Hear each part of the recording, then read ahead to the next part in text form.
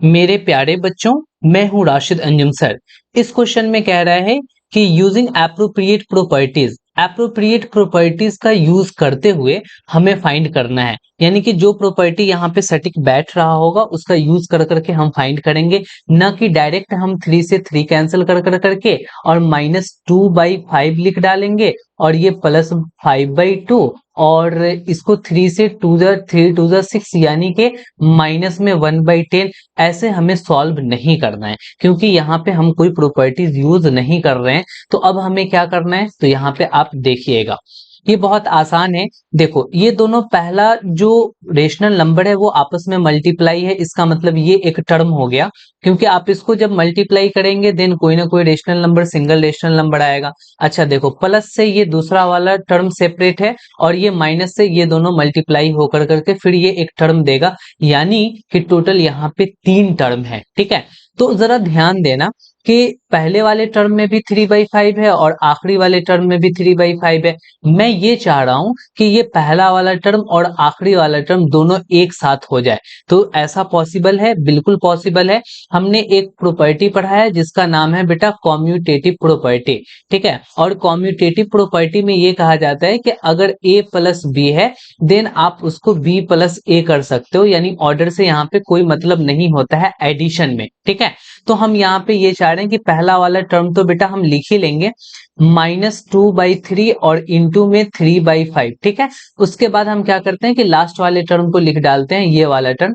तो ये लास्ट वाला टर्म कौन सा है, तो 3 - 3/5 और इंटू में 1/6 है। क्लियर है। उसके बाद जो बीच वाला टर्म है उसको हम बाद में कर देंगे, तो +5/2 हमने ये लास्ट में कर दिया। और ऐसा मैंने क्यों किया, बाद वाले टर्म को पहले और बीच वाले टर्म को बाद में, हमने ऐसा इसलिए किया क्योंकि एक कॉम्यूटेटिव प्रॉपर्टी है जो मैंने यहाँ पे बता दिया। तो यहाँ पे हम ये कह लेंगे कि यूजिंग कॉम्यूटेटिव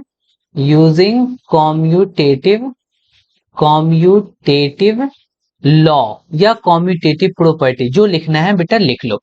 अब यहाँ पे जरा ध्यान दोगे कि पहले वाले टर्म और दूसरे वाले टर्म में ये 3/5 डिस्ट्रीब्यूट हो रखा है। जैसे 3/5 यहाँ पे -2/3 के साथ डिस्ट्रीब्यूट हो रखा है और यहाँ पे 3/5 किसके साथ डिस्ट्रीब्यूट हो रखा है बेटा, 1/6 के साथ।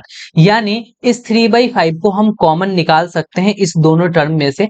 तो चलो हम यहाँ पे कॉमन निकाल लेते हैं। पहले वाले टर्म और दूसरे वाले टर्म से हमने 3/5 बेटा कॉमन निकाल लिया।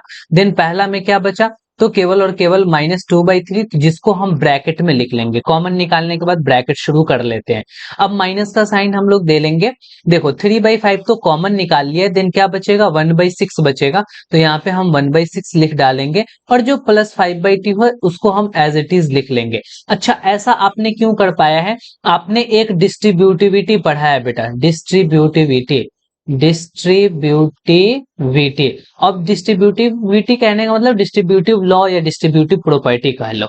यहाँ पे आपने ये पढ़ा है कि अगर a इंटू बी प्लस सी रहे देन हम लोग कैसा कर सकते हैं कि a को पहले b के साथ डिस्ट्रीब्यूट कर दो यानी a इंटू बी हो जाएगा, फिर प्लस दे करके a को c के साथ डिस्ट्रीब्यूट कर दो यानी a इंटू सी हो जाएगा।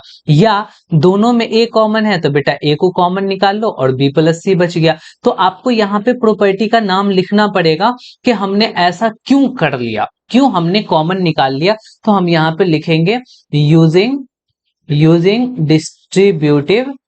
Distributive law. ठीक है, हमने डिस्ट्रीब्यूटिव लॉ को यूज कर करके ऐसा लिख लिया है। अब फटाफट से हम सॉल्व कर देंगे, मेरा आंसर आ जाएगा।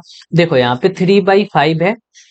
अब ये 3/5 है तो यहाँ पे 3 और 6 का हम एलसीएम ले लेंगे। तो 3 और 6 का एलसीएम बेटा 6 होगा। एलसीएम निकालना आता है ना, 3 और 6 का एलसीएम कैसे निकलेगा, देखो 3 1 जा 3 और 3 2 जा 6। अब इस दोनों को मल्टीप्लाई कर दो, तो यहाँ पे 3 और इंटू 2 कर दो, बेटा क्या आ गया, 6 आ गया। तो एग्जैक्टली ऐसे ही एलसीएम निकलता है।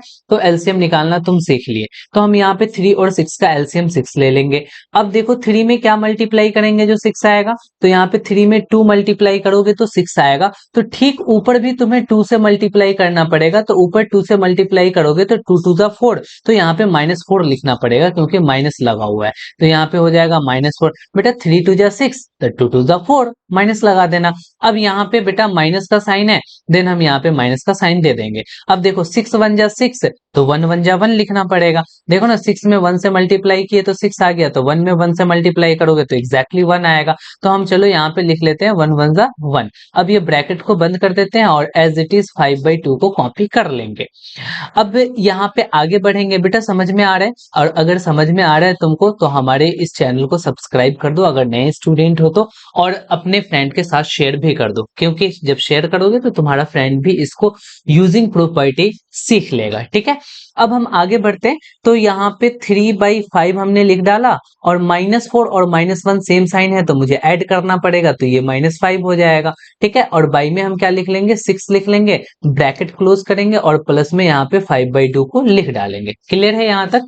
अब यहाँ पे देखना बेटा, अब ये दोनों आपस में मल्टीप्लाई हैं, क्योंकि कोई साइन नहीं है तो देन हम यहाँ पे सॉल्व कर सकते हैं। तो यहाँ पे तुम सॉल्व कैसे करोगे, तो यहाँ पे 3 1 जा 3 और यहाँ पे 3 2 जा 6 हो जाएगा। देखो 5 1 जा 5 और यहाँ भी 5 1 जा 5 होगा। तो एग्जैक्टली आप अब इसको कैसे लिख सकते हो, तो 1 1 जा 1, ऊपर तो 1 होगा और डिवाइड में क्या हो जाएगा, 2 1 जा 2, यानी कि 1/2 हो गया। और देखो ये वाला पॉजिटिव है और ये वाला रेशनल नंबर नेगेटिव है, तो प्लस माइनस, माइनस तो -1/2 कर लो, और उसमें ऐड करना है बेटा, क्या ऐड करना है, तो 5/2, तो यहाँ पे 5/2 को एज इट इज कॉपी कर लो। अब एग्जैक्टली 2 और 2 का एलसीएम निकालना है, तो 2 और 2 का एलसीएम 2 होगा, 3 3 का एलसीएम 3 होता है, 5 5 का एलसीएम 5 होता है, तो यहाँ पे 2 2 का एलसीएम 2 हो गया। अब 2 में 1 से मल्टीप्लाई करने पे एग्जैक्टली 2 आएगा, तो 1 में 1 से मल्टीप्लाई कर लेंगे, तो 1 1 जा 1, बट माइनस है ना, तो यहाँ पे हम -1 लिखेंगे। ठीक है, उसी तरीके से आपको यहाँ पे +5 लिख लेना पड़ेगा, क्योंकि 2 1 जा 2, तो 5 1 जा 5। अब एग्जैक्टली तुम इसको सॉल्व करोगे तो देखो डिफरेंट साइन है, और डिफरेंट साइन है तो हम यहाँ पे क्या करेंगे, सब्ट्रैक्ट कर लेंगे। तो ग्रेटर में से स्मॉलर को सब्ट्रैक्ट करेंगे तो 5 -1 कितना होगा बेटा, 4 हो जाएगा। ग्रेटर वैल्यू क्या है, पॉजिटिव है, इसीलिए प्लस का ही साइन रहने देंगे। अब प्लस लिखो ना लिखो बात तो बराबर होता है। और बाई में 2 कर लेंगे और 2 से 2 टाइम्स में डिवाइड कर देंगे। इट मीन्स क्या हो गया बेटा, 2/1 हो गया। और 2/1 को क्या लिख सकते हो, 2 लिख सकते हो। तो एग्जैक्ट आंसर तुम्हारा ये हो गया। तो यहां तक क्लियर है? ओके, ये रहा तुम्हारा एग्जैक्ट सॉल्यूशन। फिर मिलते हैं हम किसी नेक्स्ट सॉल्यूशन में। Okay bye, good night.